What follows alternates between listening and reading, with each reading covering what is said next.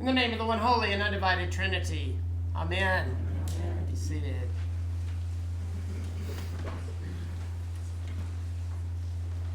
Well, earlier this week, Alice and I were talking about the gospel, and often when I start to try and formulate a sermon, sometimes we'll just talk about what's going on as I sort of think about how I'm going to preach about it.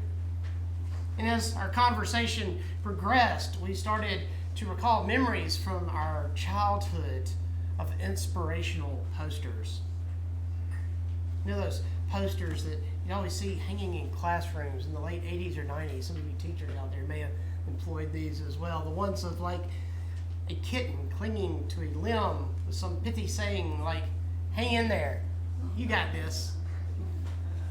Or maybe a poster of Garfield making some snide remark like, "I need more weekend and less week." Well, I think our reading this morning, the Beatitudes, sort of hint of a community that feels like this. And this message of encouragement is what Jesus is trying to convey. Now, there's one particular saying that I think most of us have probably heard it at some point in our lives. It involves someone claiming that a person pulled themselves up by their own bootstraps. Well, this quote made me think of a quote also from Dr. Martin Luther King that he gave when he was giving an interview in April of 1968, shortly before his assassination. He said, "It's all right to tell a man to lift himself up by his own bootstraps, but it is a cruel jest to say to a bootless man that he ought to lift himself up by his own bootstraps." It was interesting when I started to look up this phrase that has always been used to promote American ideology and that ethos that you can be whatever you want to be if you can just put the effort in. This saying was originally an insult. Its original use attempted to describe people who suffered from delusions, since the actual ability to lift oneself up by their bootstraps is physically impossible. In our gospel reading this morning, Jesus is bringing us hope. Our gospel reading this morning, also known as the Sermon on the Mount, places us in a very oppressive world. The Jewish people are living under Roman rule. Their status as non-citizens leaves them very little opportunity and few means to take care of their families.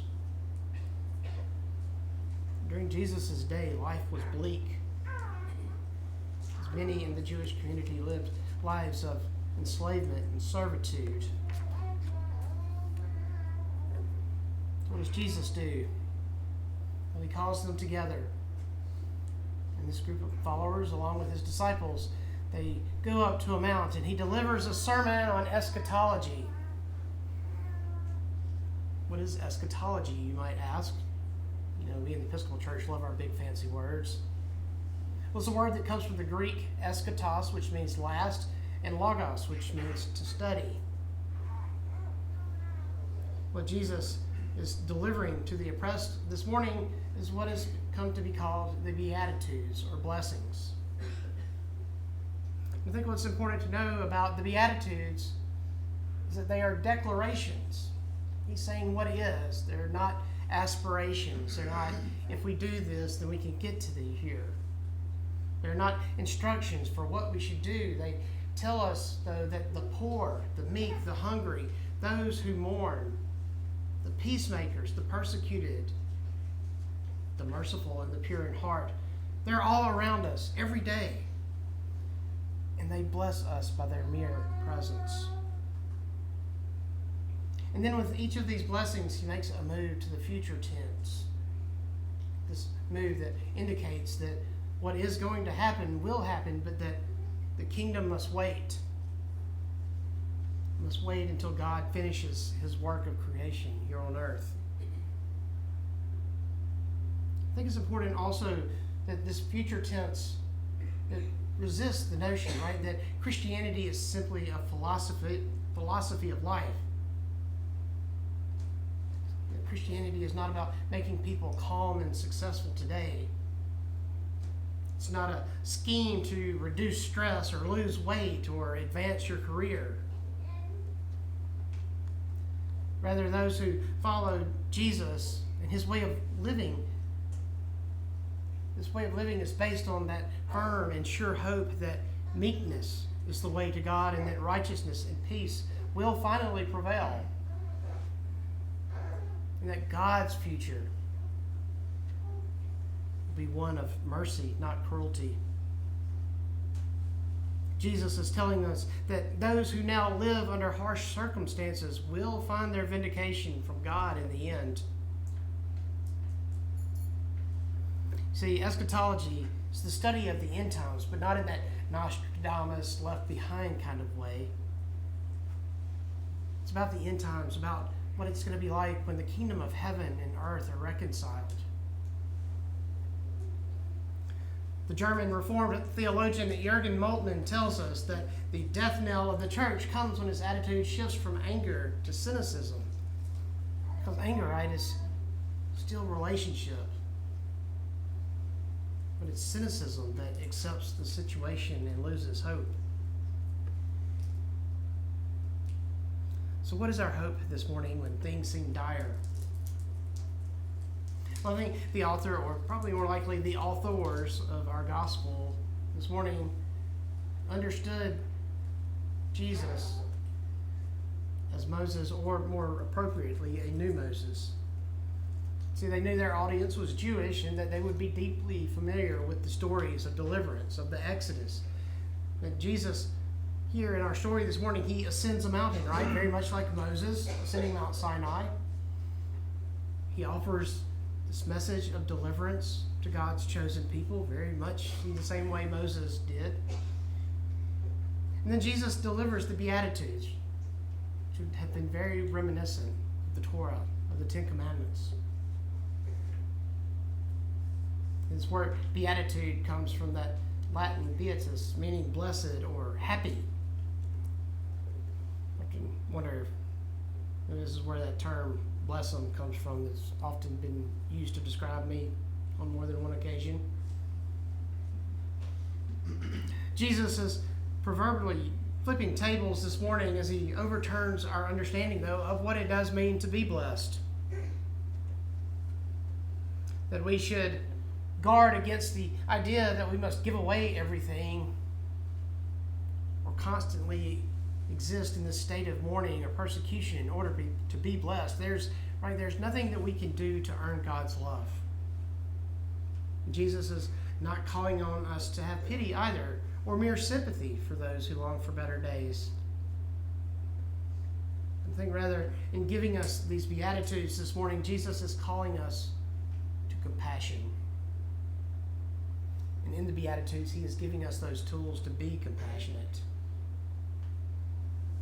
You see, to pity someone is to feel sorry for them. To have sympathy is to try and understand what they're going through. But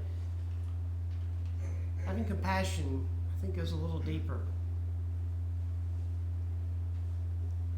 The theologian Henry Nouwen tells us, compassion is the inner recognition that your neighbor shares your humanity with you. This partnership cuts through all the walls which might have kept you separate. See, while we are distinct and beloved creations, most importantly, we are all created in God's image. And in that creation, we find family. I think as we reflect on the Beatitudes this morning, I think we should very much approach them the same way we're instructed to approach the Ten Commandments. That they're not rules, right? They're not meant to help us earn our way into heaven. See, God gave Israel the Torah as a source of identity, as a means of living in relationship with each other. These Beatitudes very much are tools for us. Last week I spoke about God chasing after us. Is that right? God is constantly chasing after us. And he's not in the business of putting barriers between us. and that divine relationship with him. No, Jesus gives us the Beatitude so that we get glimpses of what the kingdom of heaven's going to look like. A kingdom that is concerned about righteousness and not being right. And that's what he tasked us with, to look out for each other.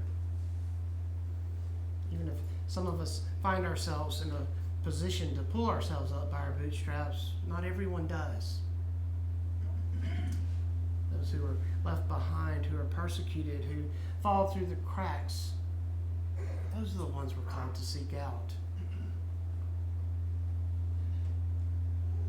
Sometimes we look at the world through dark lenses and see the glass is half empty.